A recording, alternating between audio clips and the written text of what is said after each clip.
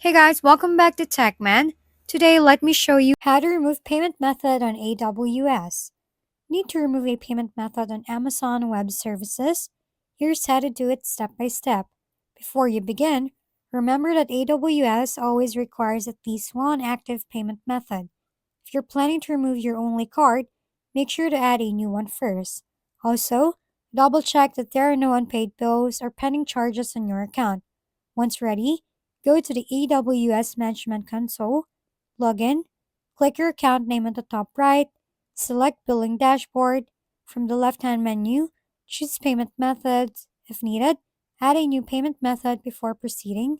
Find a card you want to remove, click Delete or Remove next to its details. Confirm the action when prompted. After removing it, refresh the page to confirm the update has been processed successfully. For extra assurance, check your billing notifications or email to ensure no interruptions in your services. And that's it. Just remember, you can remove your only card, so always keep at least one active payment method linked to your AWS account. If we've been helpful, kindly give us a thumbs up and don't forget to hit the subscribe and bell button for more contents.